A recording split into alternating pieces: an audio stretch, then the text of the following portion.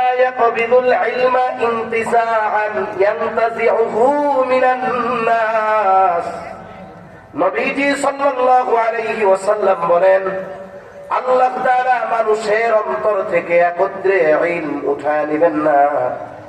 তাহলে ইলম আল্লাহ কিভাবে উঠায় নেবে? এক রাত্রে সব হাফেজ কোরআন ভুলে যাবে না, এক রাত্রে সব কোরআন হাদিস উঠে যাবে না। কেমনে আল্লাহ ইলম উঠায় নেবে? নবীজি বলেন, ওয়ালাকিন ইয়াকবিদুল ইলমা বিকবদিল উলামা। নবীজি বলেন, আলেমদেরকে উঠিয়ে নেওয়ার মাধ্যমে আল্লাহ ইলম উঠায় নেবে। তাহলে লেখাও থাকবে, সবকিছু থাকবে, কিন্তু ওইগুলো বোঝানোর মতো আলেম এক সময় থাকবে না।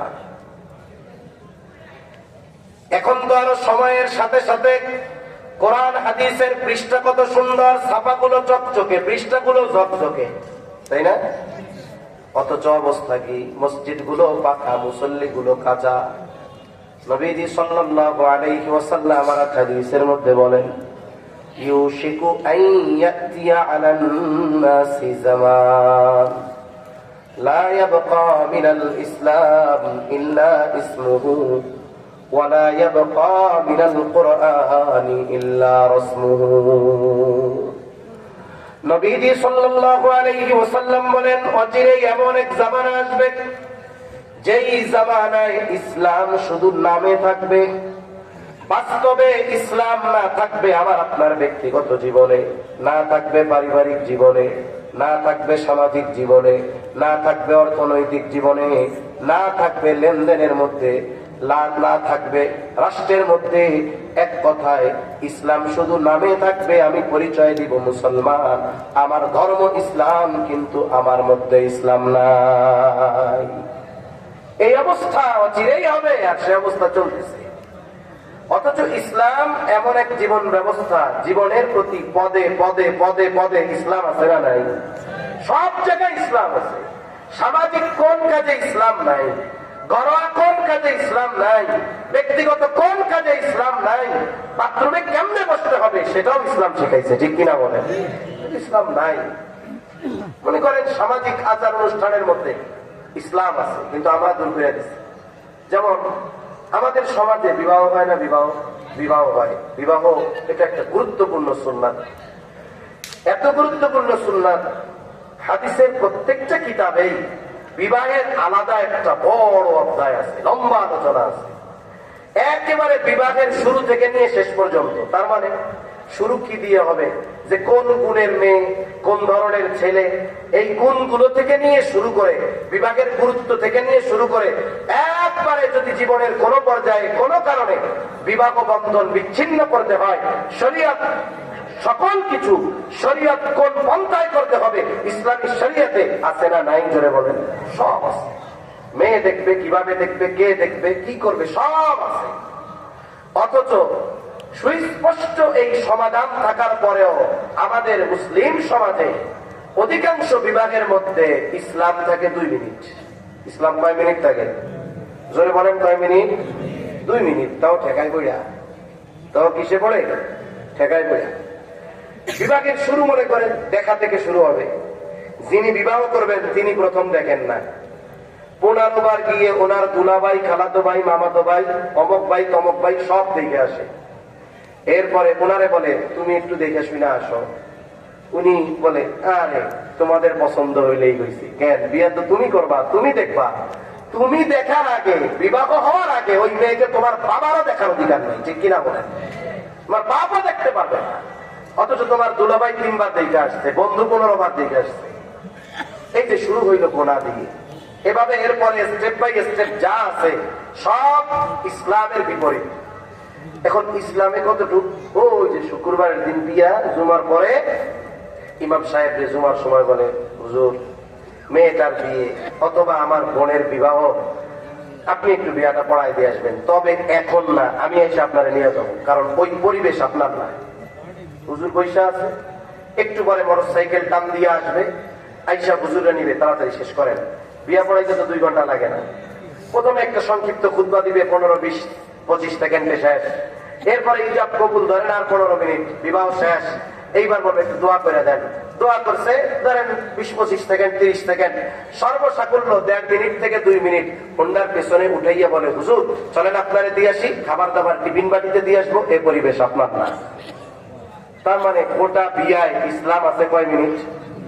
জোরে বলেন না, কয় মিনিট? 2 মিনিট। এজন্য আপনারা আমরা কতটুকু খবর রাখেন বা রাখি জানি না, আমাদের বাংলাদেশে বিবাহ বিচ্ছেদের পরিস্থিতি খুব ভয়াবহ, খুবই ভয়াবহ। প্রতিনিয়ত বছরের পর বছর ধরে সংসার করতেছে, ভেঙে যাচ্ছে। কেন?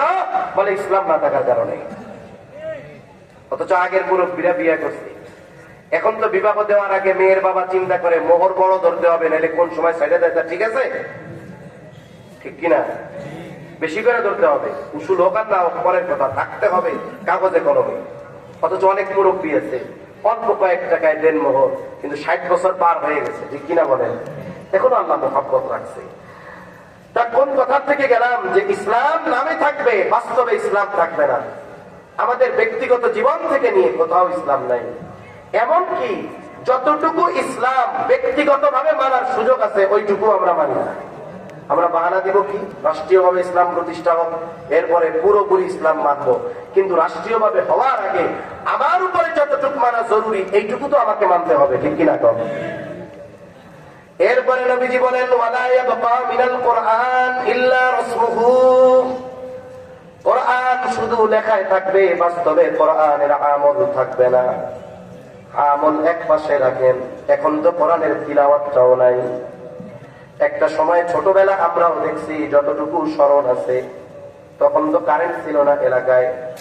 এশার নামাজের একটু পরপর সবাই ঘুমায় যাইত। সুবহে সাদিকের সময় মহিলারা আগে ঘুম থেকে উঠে যাইত, উঠান ঝাড়ু দিত। অনেকের বাড়ির সামনে দিয়ে রাস্তা থাকতো, এটারে কইতো বাগির বাড়ি। ওই সুবহে সাদিকের আগে রাস্তাটাও ঝাড়ু দিয়ে পরিষ্কার করে ফেলতো। এরপরে বাড়ির পুরুষ মানুষদের উঠায়া দিত। কেউ যদি সময় থাকতো তাহাজ্জুদ আদায় করতো, আজান দিলে প্রস্তুতি নিয়ে অজু করে জরুরত ছেড়ে মসজিদে চলে যাইত।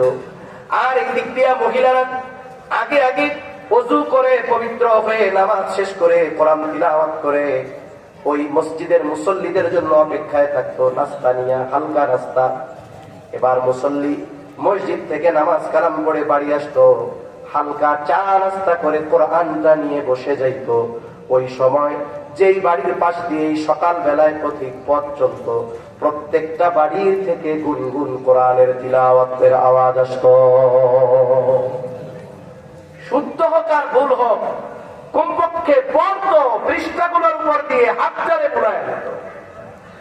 কিন্তু এখন কোরআনের বাইন্ডিং অনেক সুন্দর হয়েছে, ছাপাগুলো চকচকে, পাতাগুলো চকচকে, 4 কালারের। একদম এই জায়গায় 1 কালার, এক পা এখানে আর 1 কালার, কত সুন্দর। ওয়াটারপ্রুফ পাতা, কত সুন্দর। কিন্তু আফসোস আমল তো বহুদূর, আমাদের ঘরগুলোতে এখন কোরআনের তিলাওয়াত নাই। অনেকের অবস্থা তো এরকম, 10 বছর আগে একজন মরছিল, ওই দিন কোরআন বাই করছে, অপেক্ষায় আছে আবার কে মরে ওই দিন বাই করবে। এর মধ্যবর্তী সময় কোরআন খুব সযত্নে রাখা আছে, আছে না নাই? আবার আফসোস আমলও করি না, পড়িও না, ওইটারে মোহাব্বত করি না। অবস্থা কি? বিভিন্ন জায়গায় সফরের সুবাদে অনেক মসজিদে নামাজ পড়ার সুযোগ হয়। মসজিদের ভিতরে ঢুকলাম, কত সুন্দর মসজিদ, টাইলস করা। প্রত্যন্ত অঞ্চলে এমনও মসজিদ আছে, মসজিদগুলো টাইলস করা, নিচে মার্বেল, এসিও লাগানো আছে, কত সুন্দর ব্যবস্থাপনা। কিন্তু আফসোস মসজিদের তাকে কোরআন গুলো ওর উপরে টিকটিকি আর তেরা পোকা পায়খানা করে রাখছে, পরিষ্কার করার সুযোগ হয় না।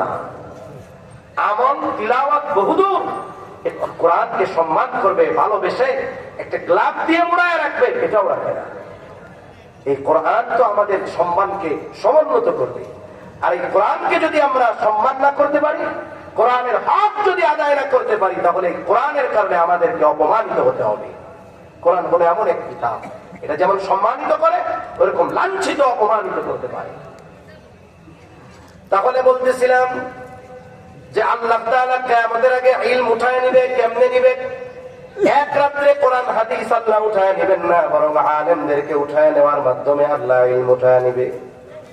সমকালীন কাছাকাছি সময় আমাদের যেই মুরব্বীরা দুনিয়া থেকে চলে গেছেন, আকাবিরেরা চলে গেছেন, শাইখুল ইসলাম আল্লামা শাহ আহমদ শফি রহমাতুল্লাহ আলাইহি এই মাদ্রাসার অন্যতম মুরব্বী, সকলের ছেলে তাজ আল্লামা নূর হুসাইন কাসেমি রহমাতুল্লাহ আলাইহি, আল্লামা জুনাইদ বাবু নগরী রহমাতুল্লাহ আলাইহি, মুফতি আব্দুস সালাম চাটগামি রহমাতুল্লাহ আলাইহি, কাছাকাছি সময়ের যারা, বলেন তো যে চলে গেছে তার পদ ঠিকই পূর্ণ হয়েছে, কিন্তু তার মতো ইলমের শূন্যতা পূর্ণ হয়েছে নাকি? হয় নাই, এটা হবে না। ধারাবাহিকতার সাথে সাথে কমতে থাকবে, সময়ের সাথে সাথে। উসমান আলিম